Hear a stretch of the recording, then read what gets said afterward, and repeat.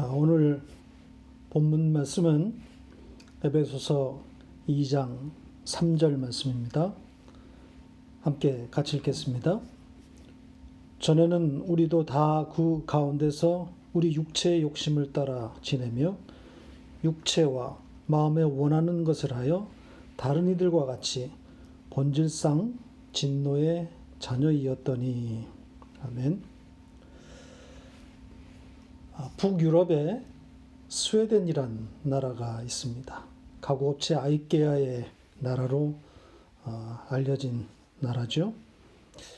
이 나라는 전 세계의 지금 코로나 위급 상황에도 불구하고 가장 평온함을 유지하고 있는 나라입니다.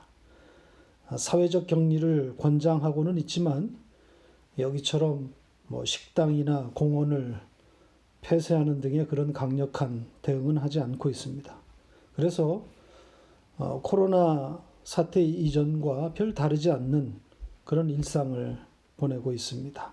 식당이나 선술집 등에서는 여전히 웃음이 넘쳐나고 공원마다 꽃 구경에 한창입니다. 너무 부러운 모습들이죠.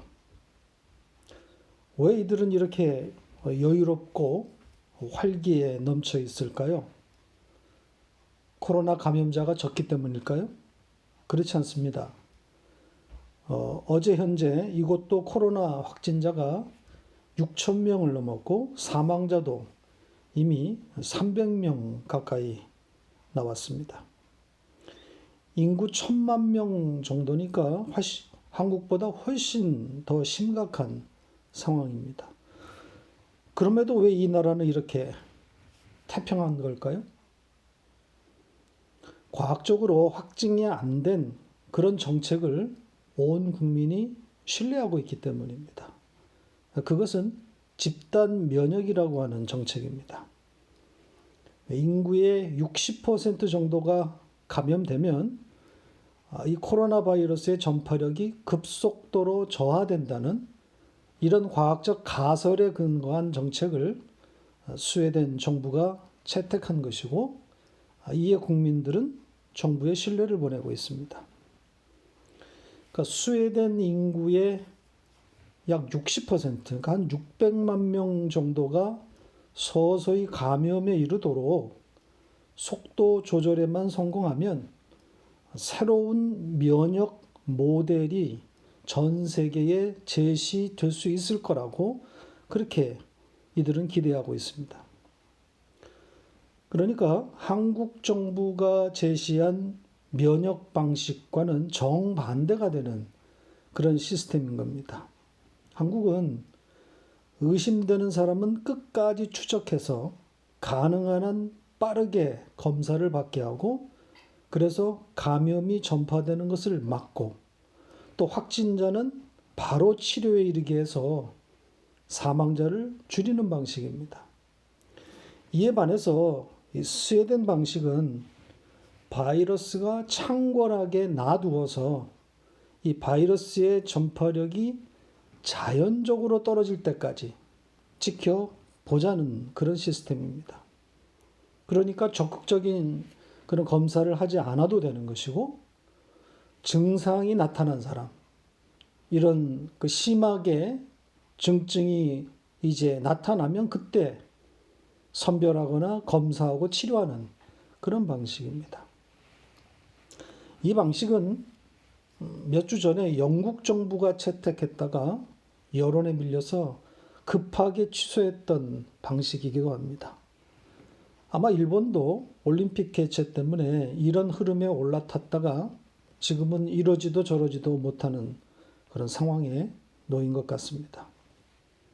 전 세계는 이 상반된 두 시스템을 지켜보고 있습니다. 집요하게 코로나 바이러스를 추적하는 한국 방식과 여유롭게 바이러스가 온 나라에 창궐하기를 기다리는 스웨덴 방식이 각각 어떤 결과를 낼 것인가 관심을 갖고 지켜보고 있습니다. 현재까지는 거의 대부분의 국가들이 한국식 방역 시스템을 채택하고 있습니다. 대표적인 미국.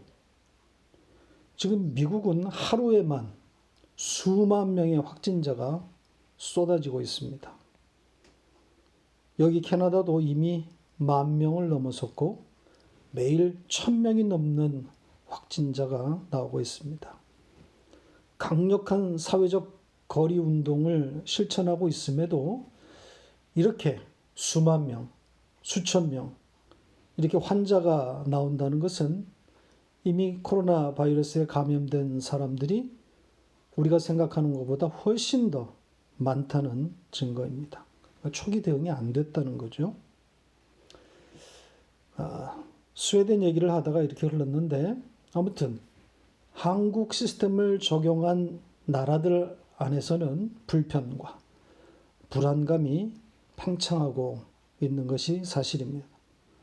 유독 스웨덴만 봄꽃 향기를 맡으며 따뜻한 봄날을 즐기고 있습니다. 무엇이 이런 차이를 만들었을까요? 무엇을 믿고 있느냐, 이것이 이런 어마어마한 차이를 만들어냅니다. 지옥과 천국인 거죠.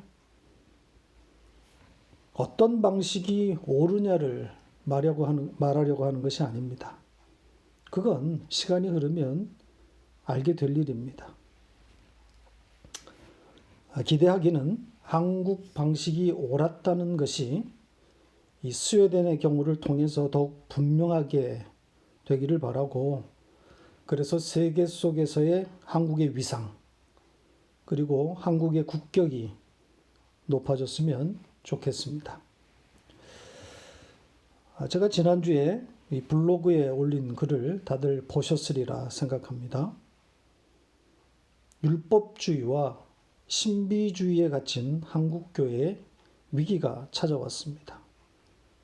이 코로나 사태로 예배가 무너졌습니다. 예배의 의미를 고민하지 않았던 한국교회가 이렇게 생명처럼 붙들고 있었던 예배가 무너지면서 참담한 그런 상황이 벌어지고 있습니다. 당분간 모든 교회들이 온라인 예배로 진행될 수밖에 없는데, 이 온라인 예배를 경험하게 된 교인들이 갖게 될, 그래서 앞으로 나타나게 될 여러 양상들에 대한 고민이 깊어질 수밖에 없습니다. 이런 예측할 수 없는 변화를 우려한 일부 교회들이 온라인 예배를 거부하고 지금 예배를 강행하고 있는데, 감염을 두려워하는 대다수의 교인들은 예배에 나오지 않고 있습니다. 그래서 어쩔 수 없이 온라인 예배도 겸하고 있는 거죠. 이 코로나 상황이 온 교회들을 강제로 온라인 예배에 밀어넣고 있습니다. 이제 몇 달 후면 다양한 그런 양상들이 나타날 텐데, 코로나 상황이 진정이 돼서 이전의 예배로 돌아가게 되었을 때 어떤 변화들이 있을까요? 온라인 예배를 경험한 교인들, 더구나 율법주의에 갇힌 이 교회에서 자라온 이들이 이 온라인이라고 하는 일종의 이 자유를 맛보고 난 후에 어떤 변화가 올까요? 응집력이 떨어질 수밖에 없을 겁니다. 지금 교회 운영진이 가장 우려하고 있는 지점이 바로 이겁니다. 이전에 이 주 5일 근무제가 실시되려고 할 때 교회들이 극렬하게 반대했던 그 상황과 비슷한 양상일 겁니다. 코로나 사태는 이런 양상이 더 심화될 겁니다. 한국 교회로서는 분명 위기 상황입니다. 그러나 한편으로는 교회의 본질을 고민할 수 있는 그런 좋은 기회가 될 수 있습니다. 예배가 무엇인지, 왜 모여야 하는지, 왜 주일이어야 하는지 이런 것들을 되짚어 볼 수 있는 그런 기회가 될 수 있습니다. 신비주의에 대해서도 한마디 하고 가죠. 이 신비주의적 경향을 가진 교회들도 코로나 사태는 당황스러운 일이면은 동일합니다. 이 예배 강행에 대해서 역시 두 갈래로 쫙 갈렸습니다. 진짜 무당, 즉 이 강신무들은 예배를 강행하고 있습니다. 뭐냐면 성령의 음성을 들었기 때문입니다. 뭐라고 말씀했겠어요? 당연히 모여라. 그랬겠죠. 코로나에 성령이 진다는 것은 있을 수가 없잖아요. 성령이 이 병에서, 이 감염병에서 보호하실 것이기 때문에 이럴 때일수록 더 모여야 하는 거죠. 반면 학습 무당들, 그러니까 배워서 이 흉내내고 있는 무당들은 거기에 이르지를 못합니다. 죽을 것 같거든요. 그래서 슬그머니 온라인 예배로 대체하는 겁니다. 이렇게 율법주의와 신비주의에 물든 한국교회에게 이 코로나 사태는 가르치는 바가 큽니다. 뭐 그렇다고 교회가 앞으로 건전한 방향으로 크게 바뀔 것이라고 기대하지는 않지만 진짜 교회, 에클레시아는 그 안에서 고민하게 될 것이라고 생각을 합니다. 하나님의 백성들은 고민할 것이다. 우리 교회를 하나님께서 다시 세우신 의미를 생각해 보고 있습니다. 아마도 이때를 위함이고 또 이곳에서 우리가 할 일이 있구나 다시 다짐해 봅니다. 모이든 모이지 못하든 한결같은 마음으로 서로를 돌아보면서 말씀에 집중하십시다. 그 어느 때보다 증거하기 좋은 때입니다. 모두들 이 온라인에 집중할 이때에 우리의 생각, 에클레시아의 생각, 또 주님의 생각을 전하십시다. 자, 오늘은 2장 3절입니다. 역시 죽음에 대한 이야기입니다. 그러니까 1절에 걸려있는 이어지는 내용인 거죠. 우리가 매일 경험하는 그 죽음, 그 죽음의 상태를 설명하고 있는 내용입니다. 우리는 지난 시간 2절에서 우리를 죽음에 밀어넣는 두 조력자 이야기를 했습니다. 그러니까 우리의 본성인 그 죄를 계속 들추어서 미혹에 빠뜨리는 두 조력자가 있다고 했죠. 그중 하나는 공중의 권세 잡은 자, 마귀라고 했습니다. 세상의 왕인 마귀가 끊임없이 그것도 역동적으로 우리 귀에다가 계속해서 거짓말을 속삭이고 있는 거죠. 또 한 조력자는 세상의 아들들이라고 했습니다. 그러니까 마귀의 조종을 받고 그 마귀의 길을 따라가고 있는 세상입니다. 성도가 제 아무리 의인이라 칭함을 받는 하늘들이라고 해도 눈을 뜨는 순간, 세상을 보는 순간 미혹된다고 했습니다. 이 세상에는 그 어디에도 의가 없습니다.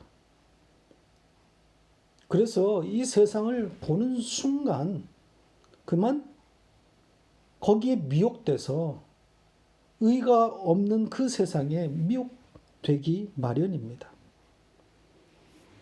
예를 들어보죠. 요즘 한국의 선거철인데요.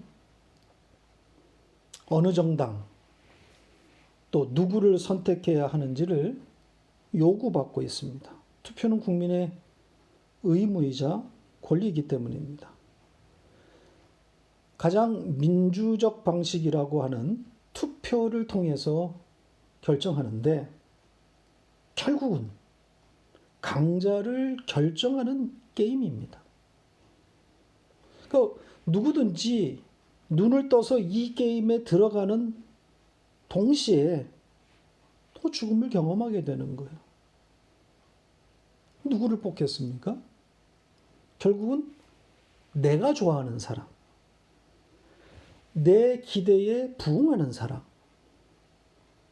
나를 대신해서 내가 바라는 세상을 만들어줄 그런 정당 아니겠습니까? 결국은 나란 말이죠. 내가 주체가 되는 겁니다. 그러니까 세상에 옳은 것이란 없어요. 참여하시되 알고 참여하라는 말입니다. 누굴 뽑아도, 어떤 정당을 뽑아도, 어떤 대통령을 뽑아도 하나님의 나라는 오지 않아요. 잘하면 잘하는 대로, 못하면 못하는 대로 결국은 세상은 하나님을 대적하게 되어 있어요. 그게 세상이에요.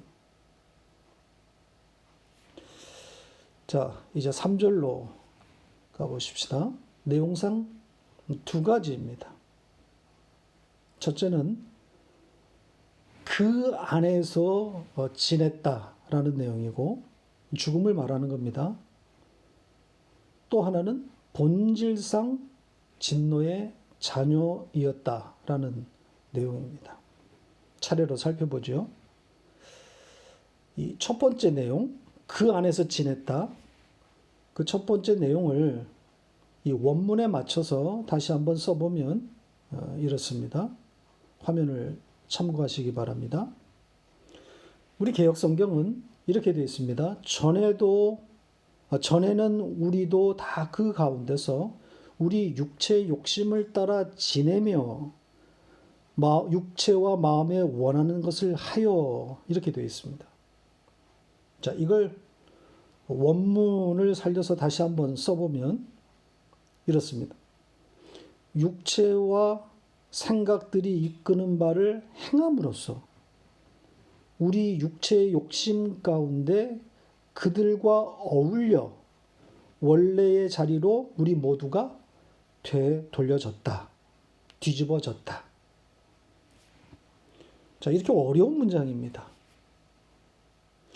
여기에 그 가운데서는 여기 그는 그들인데 복수형인데 그 앞에 나오는 이전에 나오는 세상의 아들들을 가리킵니다. 그러니까 우리가 그 세상의 아들들과 함께 있다는 거예요. 섞여 있다는 거예요. 그 세상의 아들들과 별 차이가 없다는 뜻이 되는 거죠. 어떤 면에서 차이가 없다는 거겠어요?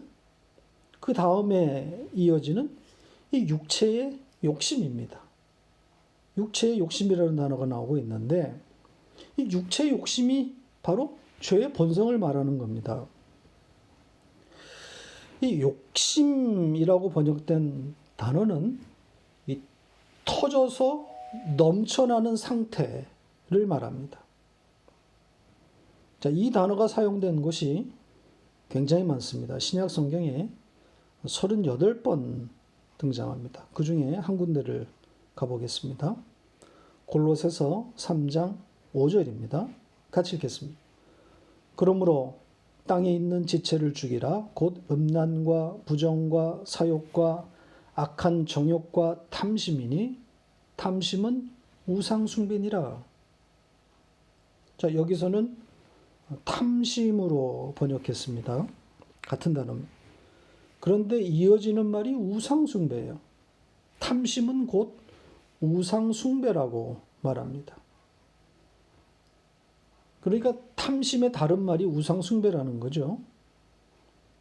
우리 안에서 터져 나오는 것이 욕심, 탐심인데 그것을 잘 들여다보면 그게 우상 숭배라는 거예요. 우상 숭배가 뭡니까? 하나님 아닌 것을 하나님처럼 붙들고 있는 게 우상 숭배 아닙니까? 그럼 누구를 섬기는 거예요? 바로 자기를 섬기는 거란 말입니다. 자기가 하나님 된 거예요. 이게 죄의 본질이잖아요. 그러니까 죄의 본질을 가장 잘 담고 있는 단어가 우상 숭배예요. 이 선악과를 따먹고 눈이 밝아진 결과가 바로 이 상태, 우상 숭배의 상태입니다. 자기가 스스로 하나님이 되어버리는 거예요. 선악을 구별하는 존재가 되어버리는 거예요. 바로 그 자리가 원래 우리의 자리예요. 그러니까 인간은 언제나 그 자리로 돌아오게 되어 있어요. 죽는 순간까지 이 우상 숭배에서 빠져나오지 못합니다. 자기도 모르는 사이에 언제나 그 자리로 돌아가 있어요. 내가 죽지 않아요. 죽이지를 못합니다. 다만 말씀이 부딪힐 때, 말씀이 우리 안에 들어와서 내가 죽은 자인 것이 인정될 때, 깨달아질 때 거기서 살아나는 거예요. 다른 방법은 없어요. 근데 이게 우리의 운명인 거예요. 반복적인 죽음과 그 죽음에서 말씀이 다시 우리를 살려내는 거란 말입니다. 자, 이 문장에서 눈여겨볼 대목이 하나 더 있습니다. 이 지내다, 살다라고 번역된 이 동사입니다. 그 안에서 살았다. 원뜻은 되돌리다, 뒤집어지다, 돌아가다. 아나와 스트레포의 합성어입니다. 그러니까 위로 뒤집어졌다. 이런 뜻이에요. 그래서 제가 이 원래의 자리로 되돌아가다 이렇게 번역을 한 겁니다. 우리 성경은 지내다 살다라고 했는데 그것보다는 뒤집어졌다, 되돌아갔다 이런 뜻이 더 들어가 있는 겁니다. 그러니까 이 단어 자체가 이미 돌아갈 지점을 내포하고 있는 거죠. 그러니까 돌아갈 자리로 돌아갔다는 것을 포함하고 있는 거예요. 인간의 원래의 자리, 즉 이 죄의 본성을 말하고 있는 거 아니겠어요? 그 자리로 돌아간다. 그러니까 누가 가르쳐주지 않아도 모든 인간이 이 찾아가는 자리, 그 원래 자리가 있다는 거예요. 그게 바로 죄성, 탐심이고 우상숭배입니다. 자기가 주인이 되는 바로 그 자리입니다. 그런데 또 한 가지 이 단어, 이 뒤집어졌다, 돌아갔다라고 하는 이 동사의 voice, 이 태를 좀 볼 필요가 있습니다. 수동태냐, 능동태냐 하는 점이 이거 굉장히 특이한 지점입니다. 뭘 것 같으세요? 수동태, 능동태. 그러니까 이 돌아가는, 뒤집어지는 주체가 누구겠느냐 하는 거예요. 근데 흥미롭게도 수동태로 되어 있습니다. 그러니까 내 의지가 아니라는 거죠. 외부의 어떤 힘에 의해서, 외부의 동력에 의해서 수동적으로 그 자리로 돌려진다는 그런 뜻이에요. 그러니까 이것은 죄의 책임이 마치 우리에게 있지 않다는 뜻으로, 그러니까 죄의 책임이 하나님한테 있다라는 식으로 해석될 수도 있는 여지가 있습니다. 즉 이 문맥으로 볼 때 내가, 인간이 늘 그 원래의 자리로 돌아간다 이렇게 써도 되는데 바울은, 학자인 사도 바울은 굳이 수동태를 사용했단 말이죠.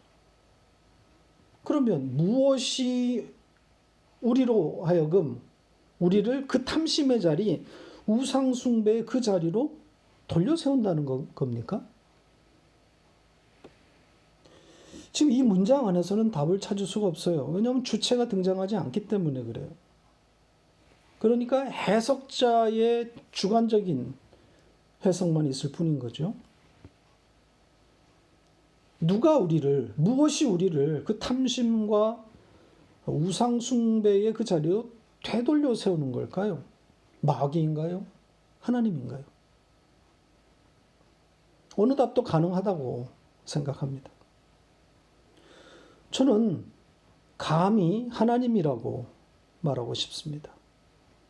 물론 마귀와 이 세상이 조력자의 역할을 하고는 있으나 결국 최종적인 주체는 하나님이라고 생각합니다. 선악과를 따먹고 죽게 한 후에 대신 짐승을 죽여서 이 가죽옷으로 살려내는 그 하나님의 설계와 같은 이치라고 생각하면 됩니다. 그러니까 죄로 죽은 자가 무엇으로 살아나게 되었는지를 전 생애를 통해서 반복적으로 배우는 것이 신앙생활이라면 인간은 늘 그 죽음의 자리로 되돌려져야 하는 거죠. 하나님이 죄의 조성자, 죄의 설계자가 될 수 없고 따라서 죄에 대한 책임을 하나님께 전가시킬 수 없지만 이건 신학의 논리일 뿐입니다. 이 논리가 성경을 다 해석하는 건 아닙니다. 논리는 논리일 뿐이에요. 교리는 교리일 뿐입니다. 애굽왕 바로가 모세의 길을 막았을 때, 또 이스라엘 초대 왕 사울이 하나님을 대적하고 다윗을 대적하고 그 미친 짓을 할 때 성경은 그들이 한 행동이 아니라 그들의 의지와 상관없이 하나님이 강제로 시킨 것이라고 그렇게 표현합니다. 하나님이 했다는 거예요. 이게 논리로 해석 가능합니까?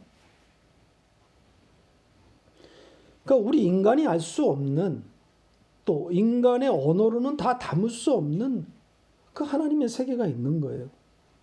인간의 이성과 언어로는 도달할 수 없는 하나님의 영역에서 일어난 일들이란 말이죠. 그러니까 논리로는 능동태가 맞으나 성경은 수동태로 말하고 있습니다.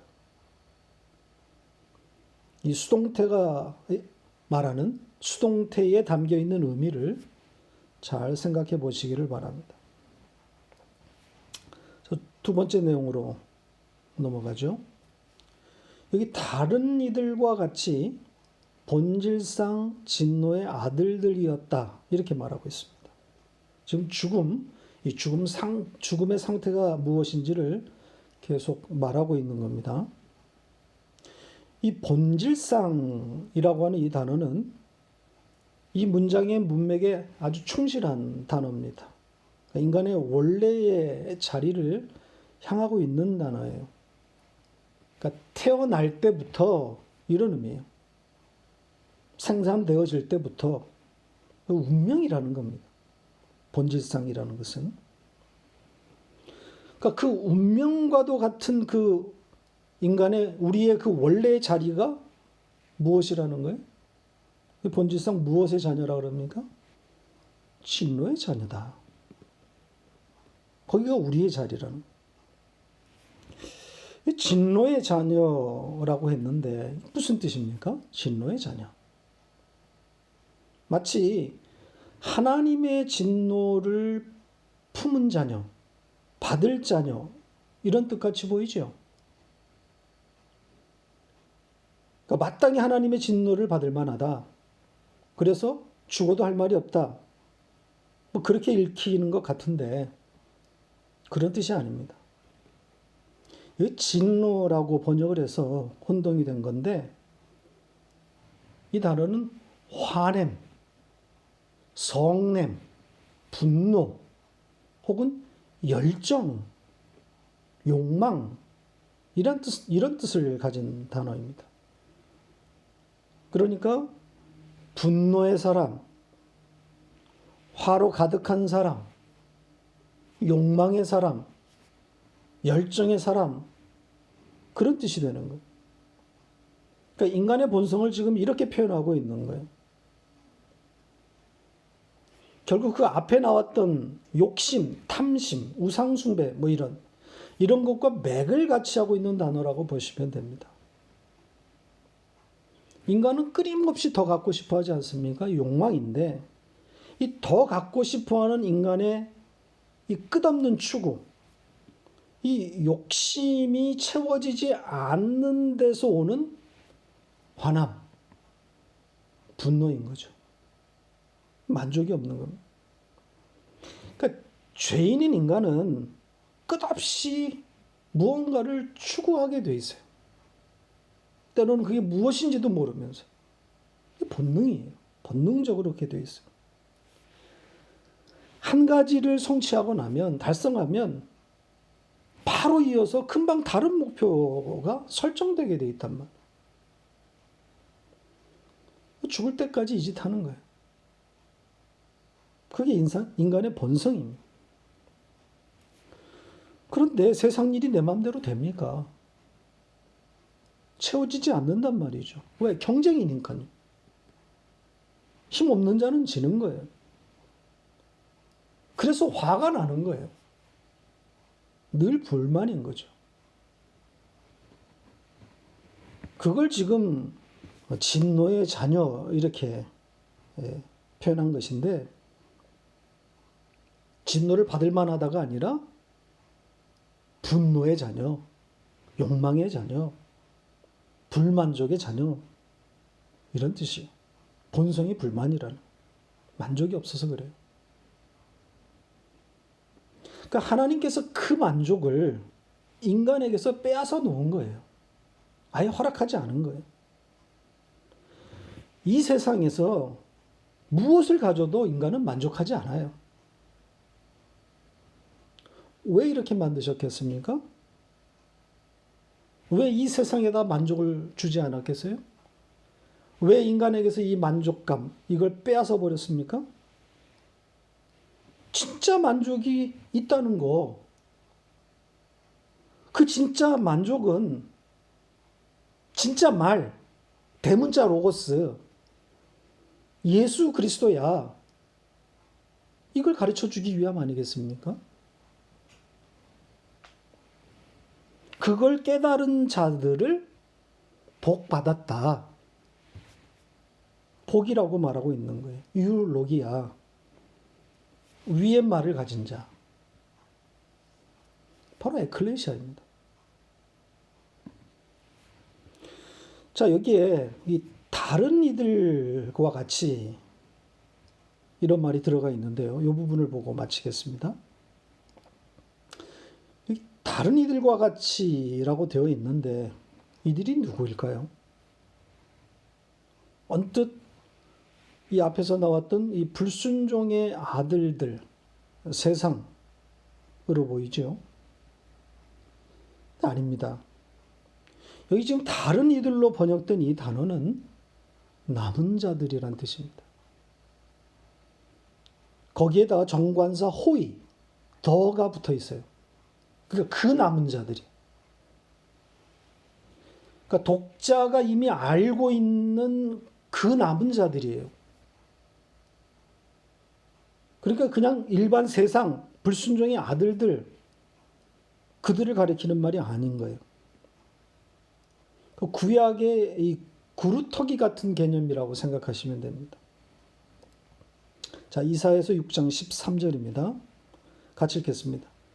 그 중에 10분의 1이 아직 남아있을지라도 이것도 황폐하게 될 것이나 밤나무와 상수리나무가 배임을 당하여도 그 구루터기는 남아있는 것 같이 거룩한 씨가 이 땅의 구루터기니라 하시더라.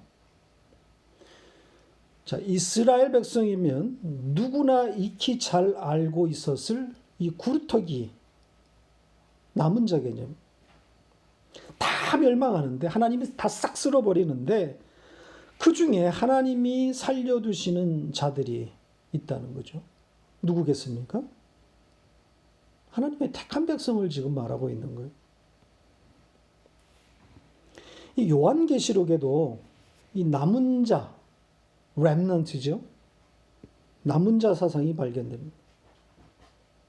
이 신약 성경에 이 단어가 40번 나오는데 계시록에만 8번이 등장합니다. 자, 그 중에 한 군데만 소개하겠습니다. 요한계시록 11장 13절입니다. 같이 읽겠습니다. 그때에 큰 지진이 나서 10분의 1이 무너지고 지진에 죽은 사람이 7천이라 그 남은 자들이 두려워하여 영광을 하늘의 하나님께 돌리더라. 그 남은 자. 하나님의 백성들인 거죠. 하나님의 택한 백성을 남은 자로 표현하고 있습니다. 따라서 오늘 본문의 이들도 그 남은 자로 보아야 합니다. 그러니까 하나님의 백성인 그 남은 자들로서 혹은 그 남은 자들처럼 이런 뜻이 되는 거예요. 그래서 다시 이렇게 쭉 이어보면 그 남은 자, 하나님의 백성들인 거죠. 그들도 본질상 분노의 자식들, 욕망의 자식들, 욕심으로 가득한 그런 똑같은 자들이라는 거예요. 남은 자들도. 그러니까 예외 없이 본질은 죄라는 거예요. 분노의 자식들이라는 거예요. 이렇게 우리는 죄에 갇혀 있는 겁니다. 오늘은 여기까지 하겠습니다. 이제 다음 내용은 당연히 이 죽음에서 우리가 어떻게 건짐을 받았는지가 되겠죠. 다음 시간을 기대해 주시기를 바랍니다. 이번 한 주간도 모두 화이팅!